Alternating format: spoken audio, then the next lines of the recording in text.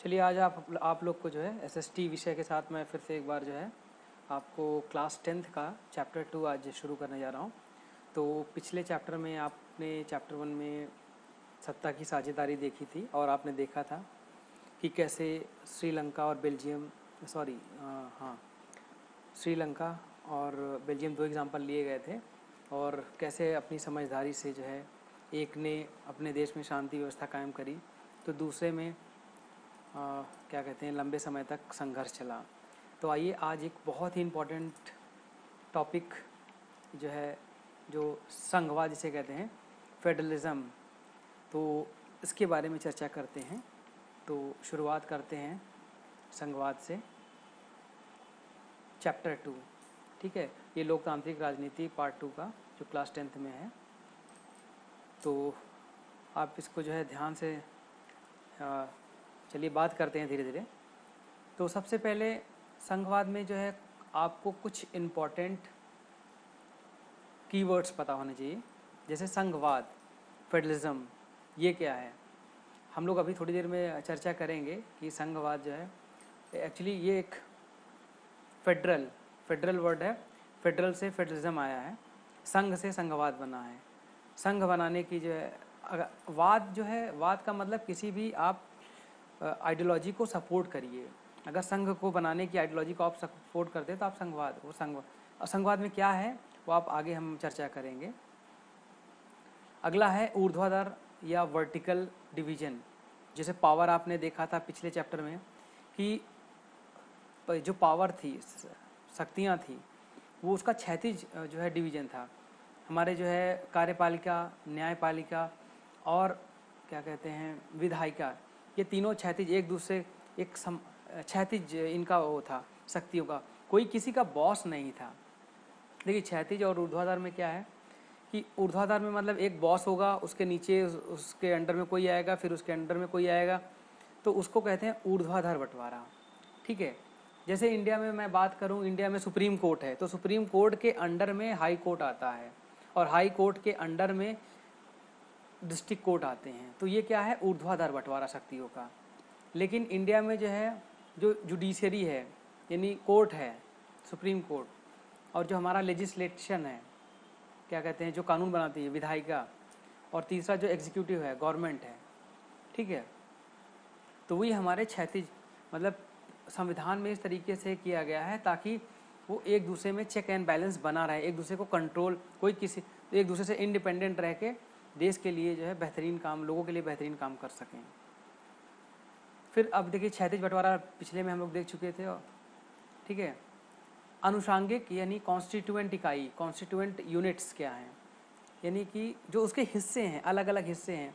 जैसे डेमोक्रेसी में जो है कई पार्ट्स, आपने 3 पार्ट देखे थे, कार्यपालिका, विधायिका, तो ये इसके कॉन्स्टिट्यूएंट्स, उसके पार्ट्स हैं, हिस्से हैं, ठीक है। तो इसको कहते हैं अनुषांगिक इकाई। वर्ड इस्तेमाल हुआ है, आपको पता रहना चाहिए क्योंकि आप वर्ड से कंफ्यूज हो जाते हैं इसलिए। तो अनुषांगिक इकाई मतलब उसका पार्ट। अब देखिए संघवाद क्या है, ठीक है। तो संघवाद जैसे इंडियन फेडरलिज्म, इंडिया में फेडरलिज्म है, तो इंडिया में जो है आपको पता है कि यहाँ पे हमारे संविधान में जब देश आज़ाद हुआ था तो 2 स्तर की सरकारों की बात हुई थी। एक वो सरकार जो पूरे देश पे जो है, जिसको केंद्र सरकार कहेंगे, उसका अधिकार क्षेत्र क्या होगा, पूरा देश होगा, वो पूरे देश के लिए एक कानून बनाएगी, जो भी कार्य करेगी वो पूरे देश के स्तर पे होगा। और एक जो है दूसरे स्तर की सरकार थी, ठीक है, जो हर राज्य के लिए अलग अलग होगी, ठीक है। तो उसका क्या होगा, हर राज्य के स्पेसिफिक, किसी राज्य में क्या ज़रूरत है उस राज्य के अनुसार वो क्या करे, उसके डे टू डे एक्टिविटीज़ जो होती हैं, ठीक है, उन सबको कंट्रोल करने का काम जो है ये राज्य सरकारें करेंगी। तो केंद्र सरकार का काम है कि जो राष्ट्रीय विषय के महत्व हैं, राष्ट्रीय स्तर की जो महत्व, जैसे आपने देखा होगा कि रक्षा, ठीक है, अगर कोई बाहर से कोई विदेशी हमला करता है तो उससे पूरे देश को बचाना है, ठीक है। तो हमारे देश की ऐसी सरकार होनी चाहिए जो पूरे देश की रक्षा कर सके, हमारी सीमाओं की सुरक्षा कर सके। तो ये राष्ट्रीय महत्व का विषय है। जैसे रेलवे हो गई, ट्रेन चलानी है, अब ट्रेन चलानी है, ट्रेन तो किसी एक प्रदेश की नहीं, पूरे देश में चलती है, तो ये राष्ट्रीय महत्व का विषय है। कम्युनिकेशन, संचार पूरे देश के लिए है, या सैटेलाइट लॉन्च करना हो तो पूरे देश के लिए होता है। तो ये जो राष्ट्रीय महत्व के विषय हैं वो सारे के सारे जो है केंद्र सरकार को सौंपा गया है, हमारे संविधान में उसकी जिम्मेदारी। लेकिन किसी प्रदेश को इसको जो है दैनंदिन एक वर्ड इस्तेमाल हुआ है, डे टू डे जिसको कहते हैं, डेली बेसिस वाले काम की चीज़ें। तो ये डेली काम की चीज़ें जो होती हैं वो राज्य सरकारों के अंडर में दिया गया है, ठीक है। और संघवाद की खास बात यह है कि संघवाद में संघवाद की व्यवस्था में कोई किसी का बॉस नहीं होता। ऐसा नहीं कि जो ये केंद्र सरकार है, जैसे हमारी केंद्र सरकार अभी जो है, केंद्र सरकार जो है वो ऐसा नहीं कि वो राज्य सरकारों का बॉस है, नो। उसको अपना अधिकार क्षेत्र दिया गया है और राज्य सरकारों को अपना अधिकार क्षेत्र दिया गया है, और अपने अपने अधिकार क्षेत्र में रह के वो काम करते हैं। कोई किसी दूसरे के अधिकार क्षेत्र में हस्तक्षेप नहीं करेगा, ऐसी कोशिश की गई है, ठीक है। तो राज्य की अपनी शक्तियाँ अभी हम लोग देखेंगे। और हाँ, राज्य जो है किसी काम के लिए वो केंद्र के प्रति जवाबदेह नहीं, उसको जवाब देने की जरूरत नहीं है, उसे जनता को जवाब देना है। क्यों? क्योंकि हर 5 साल बाद जो चुनाव होगा फिर जनता जो है, जनता उसे चुनेगी। अगर उसने अच्छा काम किया होगा तो जनता चुनेगी, नहीं अच्छा काम किया होगा तो जनता दूसरी सरकार को चुन लेगी। एक संघात्मक सरकार, जैसे संघीय व्यवस्था में संघात्मक सरकार होती है जिसमें एक से अधिक स्तर की सरकारें होती हैं। दूसरा जो है होती है एक टाइप की यूनिटरी गवर्नमेंट, जिसको एकात्मक सरकार कहते हैं। एकात्मक सरकार में क्या होता है कि अगर उसमें क्या होगा कि एक सबसे मेन बॉस होगा केंद्र लेवल पे, केंद्रीय स्तर पे, और उसके अंडर जो होंगे वो उसके अंडर में आएंगे, ठीक है। तो ये संघात्मक से थोड़ा सा भिन्न होता है, ठीक है। इसमें एक ही स्तर की सरकार होगी, अन्य इकाई उसके अधीन काम करती हैं, ठीक है।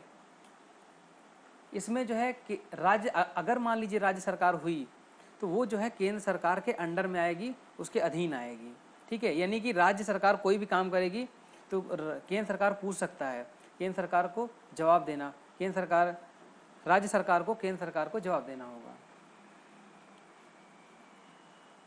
अब बात करते हैं जो संघीय व्यवस्था है उसकी क्या विशेषताएं हैं। जैसे भारत एक संघीय राज्य है, ठीक है। तो संघीय कैसे पता चलेगा कि ये जो राज्य है ये इस देश का व्यवस्था, ठीक है, वो संघीय व्यवस्था के अंतर्गत आता है। कौन कौन सी चीज़ें हैं आप देखोगे तो सबसे पहली बात कि उसमें 2 या 2 से अधिक स्तर की सरकारें होंगी, ठीक है। जैसे केंद्र होगा, फिर उसके नीचे राज्य होगा, फिर राज्य के नीचे पंचायत या म्यूनिसिपैलिटी या नगर निगम जिसे कहते हैं वो होगा। तो अब आगे हम इसके पढ़ेंगे, जब भारत के संघीय व्यवस्था का जो है अध्ययन करेंगे तो चेक करेंगे, ठीक है, कि क्या ये क्राइटेरिया पूरा करता है, ठीक है। अच्छा, हर स्तर की सरकार का अपना अधिकार क्षेत्र होता है। तो हम देखेंगे कि राज्य सरकार और जो है लोकल स्तर की गवर्नमेंट हैं या केंद्र स्तर की गवर्नमेंट है, क्या उनके अलग अलग अधिकार क्षेत्र हैं। फिर और हर स्तर की जो सरकार होंगी उनको जो अधिकार मिला है, संविधान में इस बात की गारंटी होगी। एक चीज़ ये ध्यान रखिएगा, अगर संविधान में गारंटी नहीं दी गई है तो हो सकता है कि उसे एक साधारण कानून बना के कोई बदल सकता है, लेकिन अगर संविधान में किसी बात की गारंटी दी गई है तो उसे साधारण कानून बना के बदला नहीं जा सकता है। उसके लिए हर राज्य की कम से कम 50% राज्य जब सहमत होंगे तभी संविधान में संशोधन किया जा सकता है। इसीलिए संविधान में अगर किसी बात का जिक्र किया गया है, संविधान में कोई बात लिखी है, तो इसका मतलब कि वो जो है स्थायी चीज़ है और उसको जल्दी से बदलना, उसको आसानी से बदला नहीं जा सकता है, ठीक है। अब मूलभूत संवैधानिक प्रावधान में परिवर्तन के लिए राज्य की सहमति जरूरी है। तो देखिए, अभी मैं कह रहा था ना कि अगर संविधान में लिखा हुआ है, अगर मान लीजिए बदलने की केंद्र सरकार सोचे कि भाई मैं बदल दूं, क्योंकि केंद्र सरकार जो होती है वो विधायिका यानी संसद में भी उसके सांसद होते हैं, तो क्या वो चाहे बदल सकती है? तो आंसर है बिना राज्यों की सहमति के उसको बदल नहीं सकती है। उसे संविधान संशोधन करना पड़ेगा, और संविधान में संशोधन करने के लिए साधारण कानून की तरीके से उसको पास नहीं किया जा सकता है। उसको विशेष जो है तरीके से पास किया जा सकता है, 2/3 बहुमत से उसको लोकसभा में और राज्यसभा में पास करना पड़ता है, और उसके बाद आधे से अधिक राज्यों की सहमति लेनी पड़ती है। राज्य उसको पास करेंगे, तब जाके राष्ट्रपति उस पर जो है साइन करेंगे, तब जाके वो जो है संविधान में संशोधन माना जाएगा। ठीक है ना। तो इसलिए जो है जो भी संविधान के मूलभूत प्रावधान हैं उनको आसानी से परिवर्तित नहीं किया जा सकता है। अब संघीय व्यवस्था में और क्या बात होती है, संघीय व्यवस्था में जो है जो अलग अलग स्तर के सरकारें हैं, ठीक है, किसको क्या अधिकार है, इसकी बात का जो है निर्णय जो है, इसकी व्याख्या करने का अंतिम निर्णय किसको अधिकार है, वो हमारी सुप्रीम कोर्ट, हमारी जो कोर्ट है उसको ये अधिकार है। ठीक है, इसीलिए जो है उसे संविधान का कस्टोडियन कहा गया है। हाँ, जैसे और संघीय व्यवस्था का दोहरा उद्देश्य है कि राष्ट्रीय सुरक्षा के साथ साथ जो आंतरिक विविधता है हमारे देश में, देखिए इतना बड़ा देश है, अलग भाई कश्मीर में कोई भाषा बोली जाती है, पंजाब में जो है पंजाबी बोली जाती है, उत्तर प्रदेश में हिंदी बोली जाती है, ऐसे साउथ में चले जाइए मलयाली बोली जाती है। तो देखिए इनकी आंतरिक विविधता भी को भी सम्मान मिले और साथ ही साथ जो है कोई बाहरी इस पर हमला ना कर सके। तो देखिए संघीय व्यवस्था इस तरीके से दोनों दोहरे उद्देश्यों को पूरा करती है। अब आपको जो है ये देखिए ये बड़ा अच्छा एग्जाम्पल आप लोग के सामने है कि कोर्ट कैसे जो है अलग अलग सरकारों के अधिकारों की व्याख्या करता है। तो इसमें आप जैसा कि देख रहे हैं ये बात जो है 4 जुलाई 2018 के पेपर में ये न्यूज़ छपा था। ठीक है, हुआ क्या था, जब 2015 में ये आम आदमी पार्टी की सरकार बन के आई थी, ठीक है, तो उस समय क्या हुआ था कि ये जो है क्या कहते हैं, अब ये था कि मुख्यमंत्री चाहते थे जो भी चीज़ें फैसला लेते थे तो हर चीज़ के लिए जो है राज्यपाल को क्या कहते हैं जो फैसले लेते थे, अब राज्यपाल उनमें जो है उन फैसलों पे रोक लगाते थे। तो मामला जो है कोर्ट में गया, दिल्ली हाई कोर्ट ने ये फैसला दिया कि एलजी बॉस हैं, यानी कि लेफ्टिनेंट गवर्नर, और उनके बिना जो है उनके उसके सहमति के बिना कुछ नहीं हो सकता है।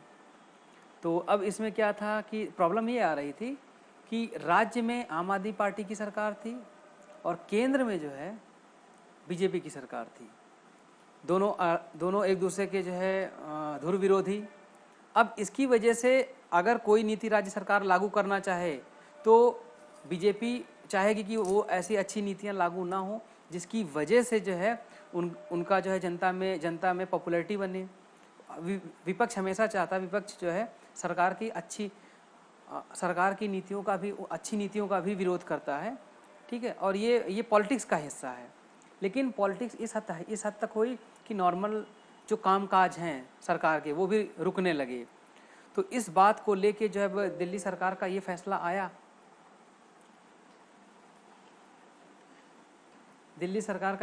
आया, तो इन्होंने सुप्रीम कोर्ट में इस बात के लिए अपील की कि जो है जो प्रदेश के जो है नॉर्मल एक्टिविटी है उनके छोटी छोटी एक्टिविटीज़ के लिए उन्हें हर चीज़ के लिए एलजी की तरफ जो है एलजी का ऑर्डर ना लेना पड़े। तो अंततः सुप्रीम कोर्ट ने ये दिया कि जो है आप देखिए, in a landmark judgment the Supreme Court ruled that the LG has no independent power. ये मतलब कि एलजी को इंडिपेंडेंट पावर, स्वतंत्र पावर नहीं है, ठीक है, to take decision and he is bound by elected government advice. यानी कि जो उपराज्यपाल हैं वो इंडिपेंडेंट जो है वो क्या कहते हैं, उनके पास पावर नहीं है, उन्हें राज्य सरकार के जो इलेक्टेड, जिसको जनता ने चुना है, उसके सलाह से बाध्य होकर काम करना पड़ेगा। यानी कि राज्य सरकार ने जो फैसला, जो राज्य सरकार सलाह दे रही उसी के अनुसार काम करना पड़ेगा। तब जाके उसके बाद से जो है चीज़ें हुई, ठीक है, फिर जो है ज़्यादातर कानून जो है फिर वो स्मूथली जो है कुछ चलने लगे। लेकिन फिर भी आप लोग बीच बीच में न्यूज़ में देखते होंगे कि केजरीवाल सरकार, स्टेट गवर्नमेंट ने कुछ फैसला लिया है और एलजी ने उस पर रोक लगा दी है। तो लेकिन फिर भी ज़्यादातर चीज़ों में प्रैक्टिकली जो है, ज़्यादातर चीज़ों में जो है अब ये जो एलजी का हस्तक्षेप था वो कम हुआ है। और हमारे संविधान में ये चीज़ है कि जो फुल स्टेट हैं, अगर क्या कहते हैं, जो राज्यपाल होता है वो जो गवर्नमेंट, इलेक्टेड गवर्नमेंट होती है, जो चुनी हुई सरकार होती है, क्योंकि चुनी हुई सरकार को जनता ने चुना है, और जनता अगर चुनी हुई सरकार कुछ गलती करेगी तो अगले 5 साल बाद जनता उसे सत्ता से खुद ही बाहर कर देगी। ठीक है, चुनाव तो जो है सरकार को लड़ना है, राज्यपाल को चुनाव लड़ना नहीं होता है। इसलिए जो नैतिक रूप से किसी को राज्य पे राज करने का अधिकार होता है वो होता है चुनी हुई सरकार को होता है, क्योंकि जनता ने उसको चुना होता है कि आप हमारे ऊपर राज्य करिए, ना कि किसी को राज्यपाल बना दिया गया। अगर ऐसा होगा तो क्या होगा कि वो जनता के हित में काम नहीं कर पाएगा, क्योंकि उसे चुनाव लड़ना ही नहीं है। तो सुप्रीम कोर्ट का ये बहुत ही ऐतिहासिक फैसला था, और इसके बाद से दिल्ली गवर्नमेंट के लिए चीज़ें आसान हुई हैं। तो इस टाइप से जो संघीय व्यवस्था में सुप्रीम कोर्ट जो कोर्ट है उसका बहुत ही अधिक महत्व है। ठीक है,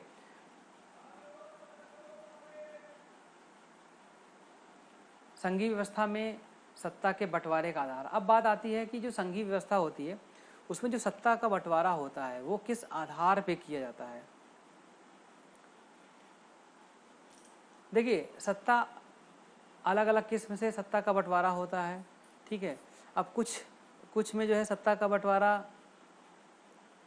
इस बेसिस पे होता है कि भाई मान लीजिए अगर कुछ वहाँ पे लोगों ने आज़ादी की लड़ाई लड़ी, ठीक है, तो उसमें जो है किसका क्या योगदान रहा है, और उस समय लोगों ने मिल के बैठ के निर्णय किया कि नहीं जो है ऐसा, मतलब कि मिल के उन्होंने संविधान बनाया, और संविधान में जो आम सहमति बनती है उसके आधार पे जो है सत्ता का बंटवारा होता है। जैसे इंडिया में जो है ये हुआ कि भाई क्या कहते हैं, हमारी एक केंद्र सरकार हो और उसके अंडर में राज्य सरकार हो, ठीक है, और ये मिलके हमारे देश की व्यवस्था को चलाएंगे। ठीक है, साथ ही साथ जो हमारी जो केंद्र सरकार हो उसमें भी 3 क्या कहते हैं एक विधायिका बनाई गई, उसके बाद एक जो है न्यायपालिका बनाई गई, और एक जो है विधायिका, न्यायपालिका और कार्यपालिका।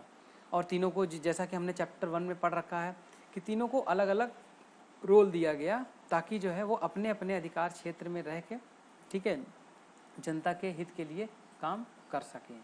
ठीक है, तो लेकिन हो सकता है किसी देश में जो है वहाँ पे ऐसा ना लगा हो और केवल एक स्तर की सरकार बना दी गई हो और एक व्यक्ति में ही सारी शक्तियाँ दी गई। तो ये डिपेंड करता है अलग अलग व्यवस्था में अलग अलग टाइप से, कि भाई ताकि जो है उस देश को सुचारू रूप से चलाया जा सके। जैसे आपने देखा था पिछले उसमें कि बेल्जियम का एग्जाम्पल और श्रीलंका का एग्जाम्पल। तो श्रीलंका वालों ने क्या किया, श्रीलंका वालों ने वहाँ पे जो है सिंघली बहुसंख्यक थे, तो उन्होंने क्या किया, सिंघलियों को जो है सिंघली भाषा को राजभाषा घोषित कर दिया, और जो तमिल थे उनको नहीं घोषित किया। तो ये उनके यहाँ की व्यवस्था थी। लेकिन बेल्जियम ने क्या किया, अपने यहाँ जो है जो फ्रेंच बोलने वाले थे, जो डच बोलने वाले थे, सबको जो है बराबर का अधिकार दिया। तो दो देशों ने 2 अलग अलग तरीके से अपने यहाँ की व्यवस्था में जो है क्या कहते हैं अपने यहाँ व्यवस्था अपनाई।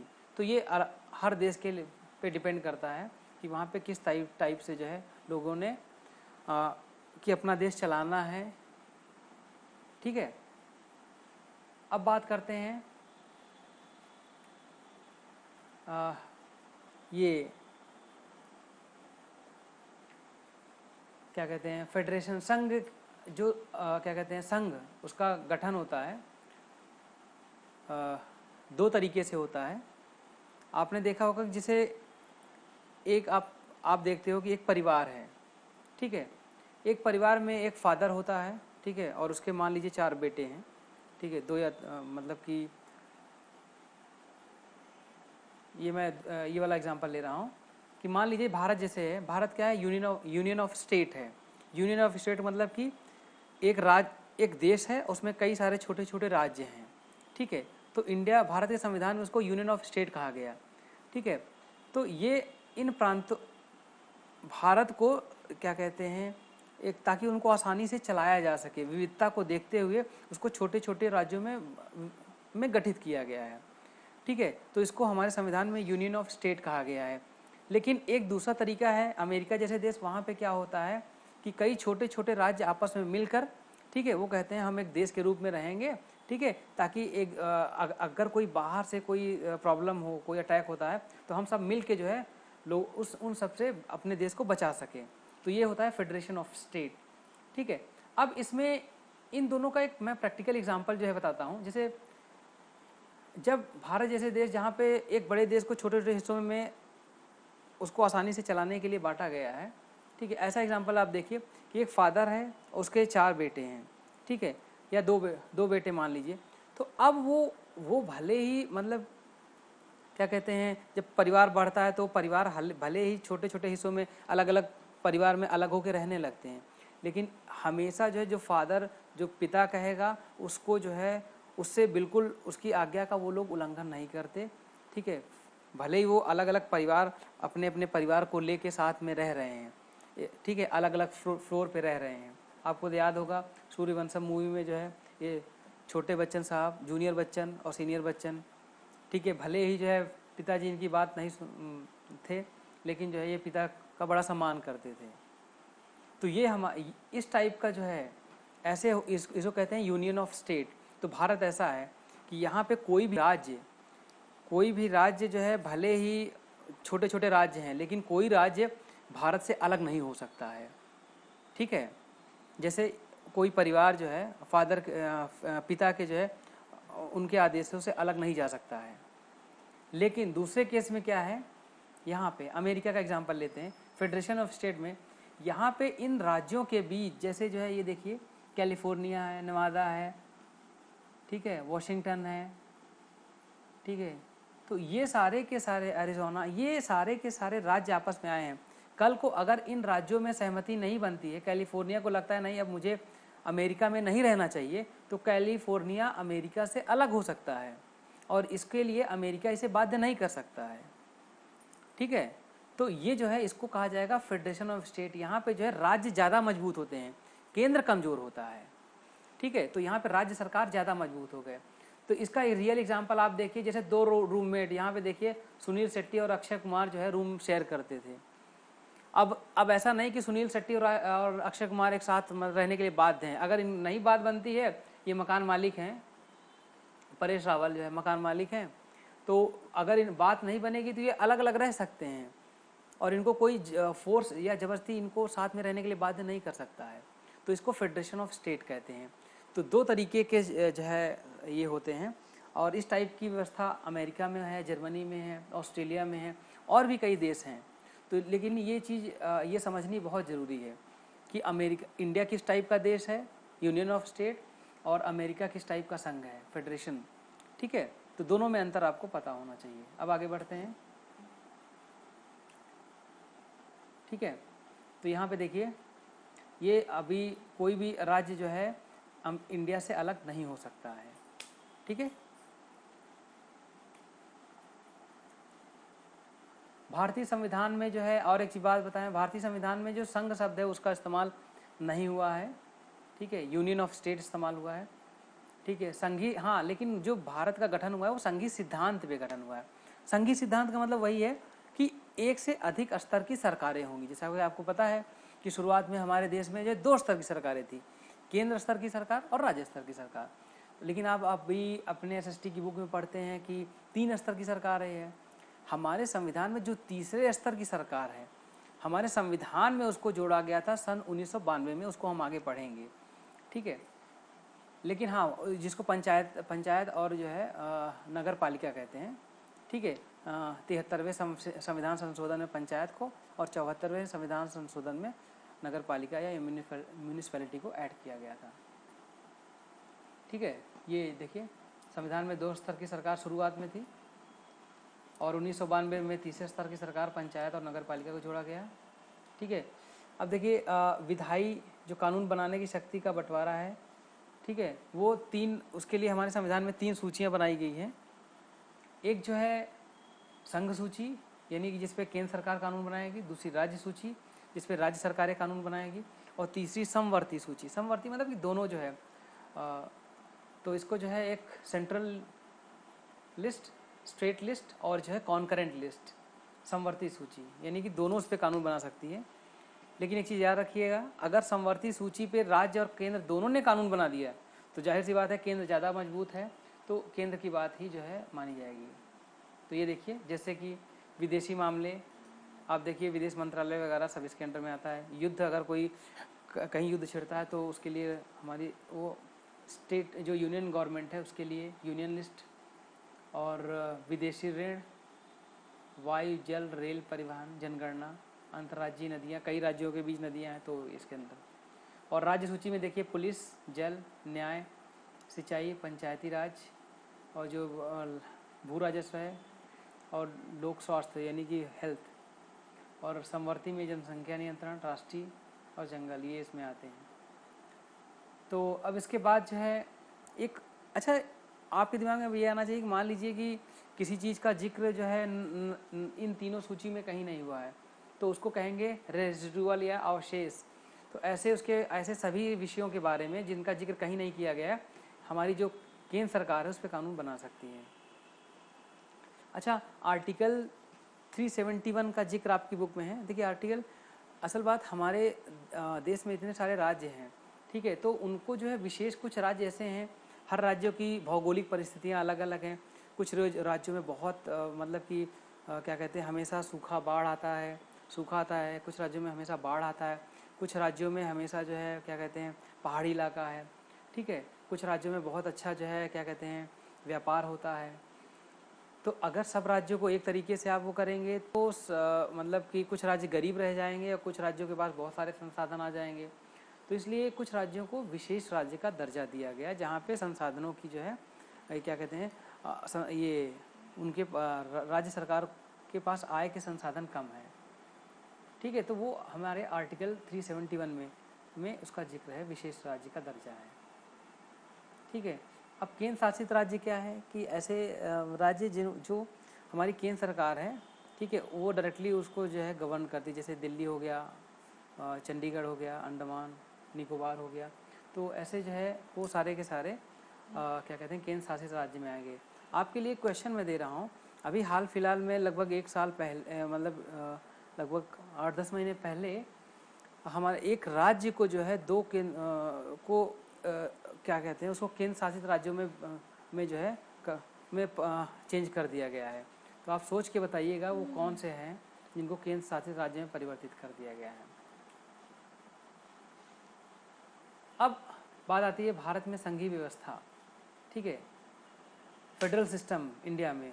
तो अब देखिए संविधान की बुनियादी बात, ठीक है, बेसिक स्ट्रक्चर, शक्ति का बंटवारा, कि शक्तियों का जो है केंद्र सरकार और राज्य सरकार में उसे जो है बांटा गया है।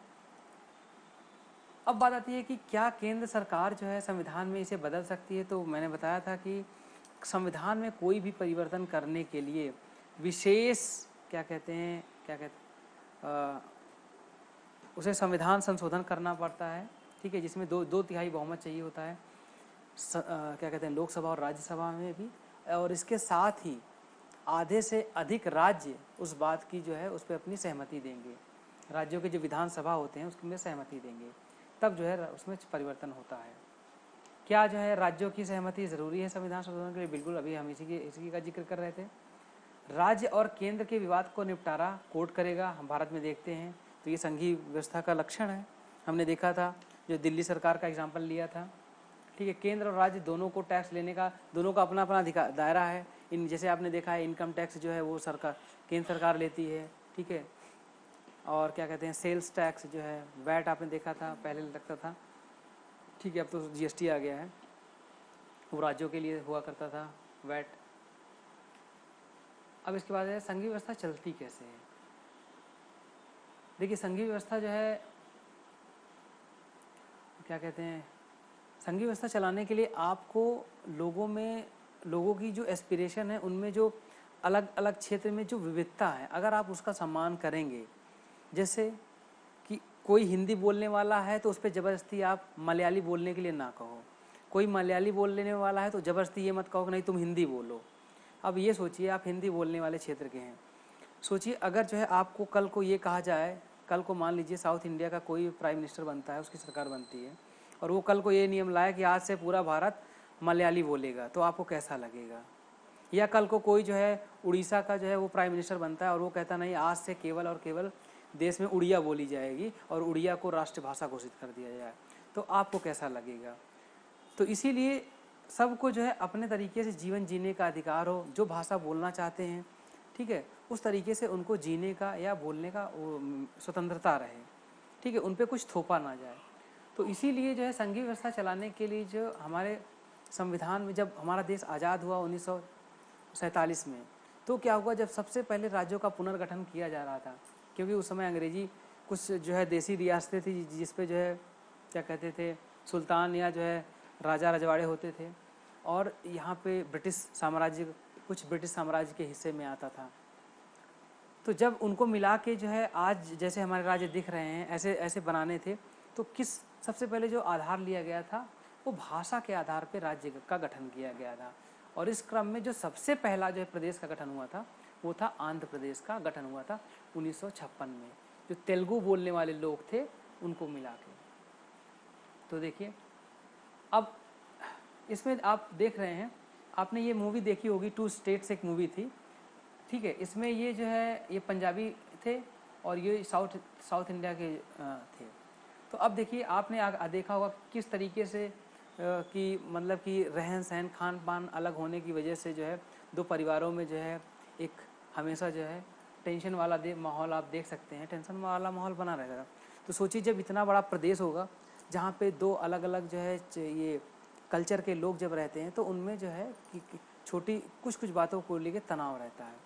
तो इसीलिए जो है भाषा के आधार पे या संस्कृति के आधार पे जो है राज्यों का गठन करने से क्या होता है, इस टाइप के मतभेद को आसानी से दूर किया जाता है, क्योंकि उनका खान पान सेम होता है। नॉर्मली आप देखते हैं साउथ इंडिया में जो है क्या कहते हैं लोग वेजिटेरियन हैं, और पंजाब में लोग जो है नॉन वेजिटेरियन पसंद करते हैं। तो देखिए आपने इस मूवी में आपने देखा होगा कि उनको पसंद आता है। तो इस तरीके से क्या होगा कि अगर सेम टाइप के लोग अगर एक राज्य में रहते हैं तो उन पे जो है वो आसानी से एक दूसरे की कल्चर को समझते हैं, तो उनमें कॉन्फ्लिक्ट नहीं होगा, ठीक है। तो ये 2 स्टेट्स मूवी के जो है कुछ क्लिप सीन है, ठीक है, कि इनमें जो है अपने इसका सारा टाइम जो है दोनों साइड को रोकने में ही जाता था, क्योंकि दोनों एक दूसरे से नाराज़ होते रहते थे दोनों परिवार। तो अब देखिए भाषाई आधार पर राज्य का गठन 1956 में हुआ था। अब इसके बाद देखिए 1947 के पहले का मैं आपको मैप दिखा दे रहा हूँ। देखिए इस तरीके से ये पूरा जो है ऐसे हुआ करता था। अब इसमें देखिए जो येलो कलर में वो ब्रिटिश इंडिया थे, यानी कि वहाँ पे ब्रिटिश राज्य हुआ करता था, और जो पिंक कलर में है वो प्रिंसली स्टेट्स, मतलब कि जो देसी रियासत थे, यहाँ के राजे रजवाड़े थे, वो उनका यहाँ पे राज हुआ करता था, ठीक है। और जब देश आज़ाद हुआ तो इन सब को मिला के अब देखिए ये आपका जो है आपको देख के समझ में आ रहा है, ये पंजाब स्टेट के अंदर आता था। ये आपका जो है यूनाइटेड प्रोविंस, ठीक है, उस समय भी यूपी ही नाम था, बट यूनाइटेड प्रोविंस नाम था, अब उत्तर प्रदेश हो गया है, ठीक है। तो इस तरीके से देखिए आपका जो है मैप हुआ कर रहा था। अच्छा, आज़ाद जब हुआ तो हमारे देश में 4 टाइप के थे, part A state, part B state, part C state, part D state. इतने डिटेल में आप लोग मत जाइए, आप कंफ्यूज होंगे। बस आपकी जानकारी के लिए जो है, अगर आप डिटेल में जानना चाहते हैं तो स्लाइड पीछे करके स्क्रीन पॉज करके आप उसको पढ़ लीजिएगा, वो आपके सिलेबस का हिस्सा नहीं है, ठीक है। 1956 में आपका देखिए ये देखिए आंध्र प्रदेश राज्य बना था। ये मैप आपकी जानकारी के लिए मैंने ऐड किया हुआ है। देखिए भाषा नीति जो है, भाषा नीति कि वही भाषा के आधार पे जो है राज्यों का गठन की बात, ठीक है, पहले ही हम कर चुके हैं। लेकिन हमारे संविधान में किसी भी भाषा को राजभाषा ना घोषित करके 21 भाषाओं को शेड्यूल में ऐड किया गया था, कि उनको जो है अनुसूची जो हमारे संविधान में जो 21 भाषाओं का लिस्ट वो ऐड किया गया है। तो अगर सोचिए ऐसा करने के पीछे वजह क्या थी, आपको लगेगा कि नहीं हिंदी हम लोग बोलते हैं ज़्यादा है तो हिंदी को राजभाषा बना दो, तो दिक्कत वही आएगी कि चलिए आपकी भाषा को तो राजभाषा बना दिया, बाकी फिर दूसरे भाषा बोलने वाले उनको कैसा लगेगा। अपने बारे में बस सोच के देखिए कि अगर कोई दूसरी भाषा को जो भाषा आप नहीं बोलते हैं उसको राजभाषा घोषित कर दे, आपको कैसा लगेगा। तो आप समझ जाओगे कि हिंदी को राजभाषा ना घोषित करके हमारे संविधान के निर्माताओं ने कितनी समझदारी से काम लिया। वरना जो हालत श्रीलंका की हुई थी, वहाँ पे गृह युद्ध छिड़ा था, वो हालत इंडिया में भी हो जाती। ठीक है, तो ये सूझबूझ है हमारे जो फ्रीडम फाइटर्स थे, उनकी सूझबूझ थी कि जो उन्होंने सूझबूझ से जो है इस मतभेद को मिटाया। और कुछ टाइम के लिए हाँ उन्होंने इंग्लिश और जो है कि हिंदी को कोर्ट की भाषा, कोर्ट में ताकि इस्तेमाल होता रहे, ताकि नॉर्मली क्या है इंग्लिश हर ये क्या कहते हैं साउथ में भी लोग समझते हैं, नॉर्थ में भी लोग समझते हैं। ठीक है, किसी एक को ज़्यादा सुपीरियर घोषित करोगे तो दूसरे को नाराजगी होती है, इसलिए सबको जो है बराबर का दर्जा रहे। ठीक है, संविधान द्वारा 21 भाषाओं को अनुसूचित भाषा का दर्जा दिया गया है। 1965 में अंग्रेजी भाषा को बंद करने का प्रावधान था, लेकिन कई राज्यों ने इसका विरोध किया, इसकी वजह से उसको बंद नहीं किया जा सका। ठीक है, क्योंकि अंग्रेजी भाषा लोग समझते हैं। ठीक है, अब इसके बाद आती है कि केंद्र और राज्य संबंध। देखिए, केंद्र और राज्य का संबंध आप ऐसे समझिए कि जब देश आज़ाद हुआ तो ज़्यादातर मतलब कि केंद्र में एक पार्टी की सरकार थी और ज़्यादातर राज्यों में उसी पार्टी की सरकार थी, तो ज़्यादा उससे प्रॉब्लम नहीं हुई। लेकिन जैसे जैसे क्या हुआ, समय बीतता गया और दूसरे राज्यों में क्या हुआ कि दूसरे पार्टी की सरकार बनी। जब दूसरे पार्टी की सरकार बनी तो केंद्र सरकार ने उन राज्यों में सरकार गिराने की कोशिश की।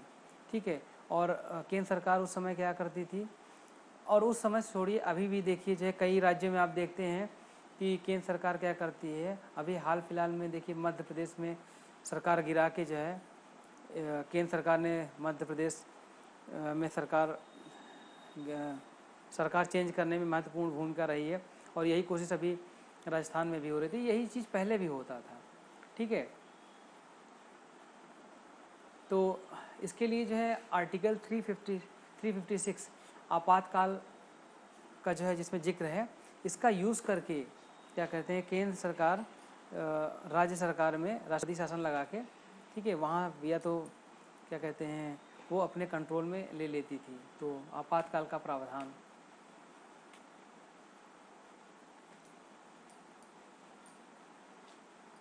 अब भारत में विकेंद्रीकरण, ये थोड़ा सा आप लोग समझ लीजिए। डिसेंट्रलाइजेशन इन इंडिया, भारत में 3 स्तर की सरकार है।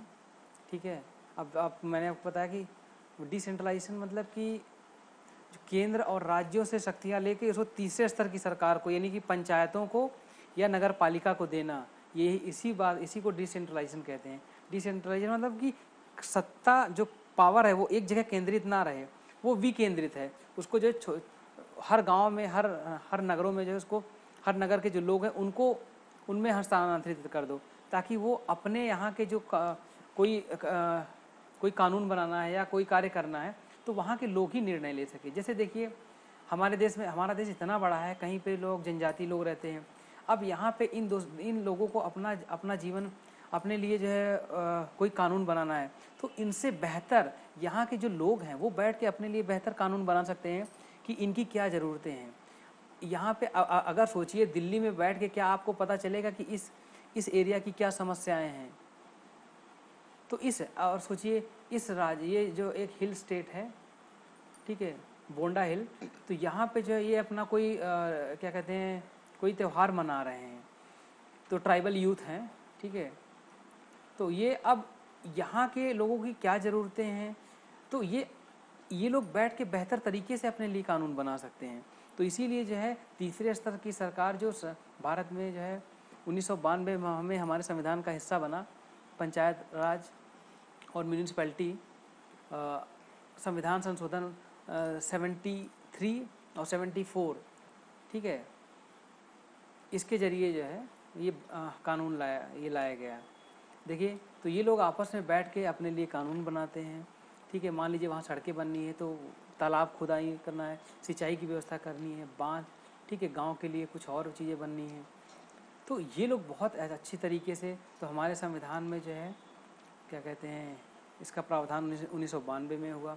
1992 से पहले जो पंचायत कुछ राज्यों में था तो उस समय तक संविधान में उसको दर्जा नहीं दिया गया था। तो याद रखिएगा कि 1992 में संवैधानिक दर्जा मिला, लेकिन भारत में सबसे पहले 1959 में 1959 में 2 अक्टूबर को राजस्थान के नागौर ज़िले में सबसे पहले पंचायती राज संस्थान का जो है इम्प्लीमेंट किया गया था, उसका गठन किया गया था। ठीक है, तो ये अंतर समझिए। जो 1992 में क्या हुआ था, वो संविधान में दर्जा दिया गया था, संविधान में जो है पंचायती राज को जोड़ा गया था, नगर पालिका को जोड़ा गया था। लेकिन कई राज्यों ने संविधान में जोड़ने से पहले अपने यहाँ इसको जो है वो प्रैक्टिस में लाते थे। ठीक है ना। तो इस तरीके से आज के लिए इतना काफ़ी है। Thank you.